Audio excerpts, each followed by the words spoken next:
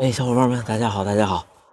特别早啊，6:12，2月7号星期六，在首都 T3，一会儿飞东京羽田，明天是奇遇马拉松。我昨天录的节目还没发出来，但是今天这个要先发，所以就内容重了。有点不舒服。那天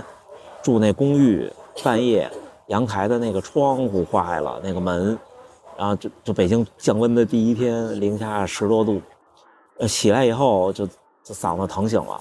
醒了以后发现那个门坏了，就漏风就开了，等于不知道，反正这就是个练习，因为2周以后是大阪马拉松，所以肯定是要调整一下吧，不是有太大的问题。所以正好这2天训练营的小伙伴跟我反馈，有一位小伙伴说，有些受伤，有2位有轻伤的情况，一位是因为髂胫束的问题，另外一位是脚踝后边内侧跟腱地方的问题。所以今天跟大家分享2个事儿，一个是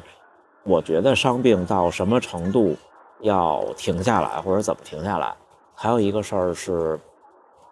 差不多这1-2个月的比赛的安排，看看我们有没有机会能偶遇。先说第一个，这2位小伙伴我是这么跟他们说的，髂胫束那位我觉得不需要完全停下来，因为他就是单纯的臀部的肌肉力量不够，然后造成的无菌性的炎症，就有这个髂胫束膝盖外侧附着这儿的摩擦的损伤。它可以放慢降低强度，然后做拉伸，再配合臀部力量的增强，这种就是你稍微降一点强度它就会变好。但是你想让它完全好呢，不太可能很快，除非你完全停下来。但是其实你完全停下来，你想你再开始跑它还会发作，只不过就是一个积累的过程。所以说你就这种伤病就是降低强度，让它保持不再更坏，然后同时呢慢慢的再变好。然后我跟他讲，我说你练臀部的力量，然后同时做按摩和放松，还有拉伸，慢慢的就好了。这种就这样，他不用太牺牲他的训练的连续性，这是第一种。然后那位跟腱不舒服那位，一开始我们的策略也是这样的，就是慢慢来，把强度不要跑强度，尤其是跟腱一定不要跑强度。那你跑不好，普通人就比方说我们这种普通人，如果你造成了跟腱的撕裂或者严重点的，比方说断裂，对绝大多数普通人来说，差不多就告别运动生涯了。基本上是这样的。那什么时候容易出现这个情况呢？就是他反复的刺激它，反复的拉伸，反复的这样的时候，它就有可能出现这个问题。你强度放低以后，第一，跟腱的这后边这小腿肌肉带着跟腱的收缩变得不那么剧烈，第二呢，也不那么的需要那么大的力量，就是肌肉也不会拉这根筋那么大的力量，会好一点。一开始我们是这么来定的，然后他也跟我反映说就是疼痛会小了一些。但是今天早上我跟他讲，我说一定停下来。为什么停下来呢？因为他跟我反馈说疼是不太疼，但是呢跑完以后呢有感觉，同时有肿胀。就是我的判断是，不管你是哪儿的伤，除非你是说我磕一下磕一包，那无所谓啊。只要你有肿胀，就马上停下来。你明确病因的，比方你已经去看过医生的，或者很确诊的，那这种呢，就休息，或者说用其他一些不用那个地方的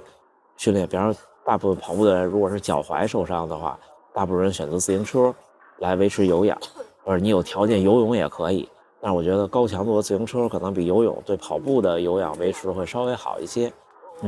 就这种，如果你实在这2个条件都没有，那停下来的好处也是大于坏处的。坏处无非就是你的有氧能力变差了，而且这种停下来其实不用太担心自己的绝对能力，就是你的速度能力大概率不会变差。所以你看那些小时候练过体校的体育生或者怎么样，或者原来年轻的时候当过运动员的，他10年20年不练都胖了，都已经完全看不出是运动人群了。他一回归一下还是特快，这速度能力的下降不明显的，就绝对速度就是有氧能力下降再慢慢的建立。基本上你停训1个月以内，停多久恢复多久就差不多了。停训超过1个月呢，你就停的越长，恢复的时间再多加一点，多加2成，多加3成，差不多也就回来了。你就说我就这一个赛季报废了，我停2个月，差不多你有3个月到4个月也就恢复了，除非你是初跑者。但像我这样的，我要停半年，我差不多再有半年，我也能，回不回巅峰吧？但是2小时50左右问题不大了，如果伤好的话。所以我才跟他讲停下来，停下来，停下来。我觉得我这个频道有的时候呢会略微有一点点，我总说激进不冒进，但是呢可能传达出来的意思呢会被有些小伙伴有轻微的误解，就是不要那么的莽。不管是受伤了，还是说您的家庭啊、工作呀、生活呀，有些事情我其实特别理解，我就是这种性格的人。我那时候就是天大的事儿也不能影响我跑步。那时候都不是，那时候还没做自媒体呢，还没指着这个生活呢，对吧？现在指着这生活了，反而跑得多了，也就慢慢的没有这个事儿了。那时候真的是，就谁都别想阻止我这个训练，就伤了病了也是。我有过很冒进的那种观点，但是那时候不觉得，那时候觉得我这是个正事儿，是个愿意干的事儿。我觉得这个说了，其实我说其实没用，因为那时候有人这么跟我说也没用。不一定是不跑步的人，跑步的人跟我说也没用。那时候我觉得是对的，但是我觉得，认真训练会很快的，可以更快的度过这个阶段吧，所以一旦有肿胀，必须马上停下来。如果你不确定什么问题，就去看医生。然后给大家分享一个怎么确定问题的看法，就很多运动损伤，就是比较明确的位置的损伤，或者说比较常见的损伤，您去 AI 或者互联网上去查，你就查这种就是哪儿疼的诊断办法，或者你先从哪儿疼先引出一系列的病的名字。你找到这一些病，比如说我说我膝盖外侧不舒服，那可能是髂胫束，可能是半月板，可能是这个膝盖外边这个就是那骨头里边那个筋膜有拉伤，这些所有的你找出病的名字，你挨个看，先看他那描述，再筛一遍，找出那个差不多符合的，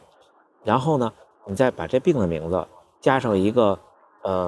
诊断办法，再去搜索。一般绝大多数会有以某些人的名字、某些动作的名字，或者某些实验室的命名的这个检测法，就是你按照他的姿势做一个动作，这个动作如果是阳性，那就证明你这个病就是它可以排他，就这种他研究出来就是有唯一性，就是有排他性。就你这动作疼，那就肯定是这么回事儿。然后呢，你这动作不疼，就肯定不是这么回事儿，就是它是一个人们研究出来的能构成充分必要条件的动作。这种就要比你就省去了做核磁、做 CT 或者做什么的，或者去找医生的经验。因为好多你去运动科学的医院上来也不会让你直接就去核磁了，肯定也是医生通过他的经验判断，这些就是经验。有的动作自己能做，有的动作自己不能做，这是个特别好的办法。他肯定不能让你不疼，但是他让你知道怎么回事儿，你知道怎么回事以后就不担心了，是不是？这是第一个事儿。第二事儿就是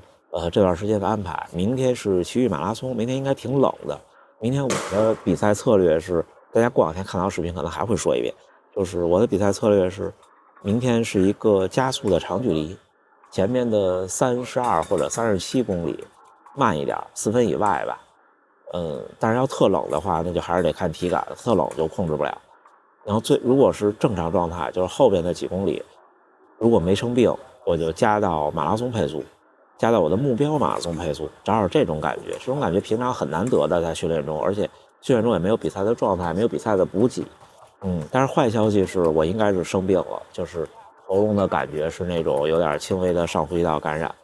这一趟唯一没有考虑到的就是多途旅行，再加上各种事儿一处理以后，休息的不好，这几天每天睡5多小时，就有点混乱。但是问题不大，我只是比较担心不要影响大阪马拉松。那后边的计划就是22号是大阪马拉松，大年初6。但是大阪马拉松今年可能不是一个唯一的目标赛事了，它可能是一个就像去年对待北马那样的赛事，检验一下自己稳定输出的水平了。因为今年的目标赛事可能会放在北马或者上马，大概率是北马，因为今年北马是那个好像说是锦标赛。之后下一场的目标赛事是3月15号的上海半马，那个是要冲一个成绩，冲一个200名。然后再之后3月22号应该是武汉马拉松，4月份是极大概率吧，现在9成9吧会去波士顿，因为第130届我觉得钱花了还能再赚。130届这事儿，下一个整数届我就50岁了，我觉得世事难预料，是不是？不管是我们还是比赛，所以还是想去。之后5月份的开普敦，那个应该是那只要签证不出问题，就肯定得去。今年还有一个100公里，6月份的，就上半年就结束了，好吧？清晨的热咖啡。今天在机场跟大家聊两句，对待伤病，对待必须要干的工作、生活，或者甚至你说生活中的事儿、家庭中的事儿，没有什么一定是必须的和不必须的，就什么事儿我们都拿出对待训练的态度，有的可能多一点，有的可能少一点，互相的去取舍。然后怎么着？再见面应该是北京还有1、2期，上海还有一个麦盛的测试，之后我们就奇遇和大阪再见了。最后还是祝大家能努力生活，健康平安。咱们下回再见。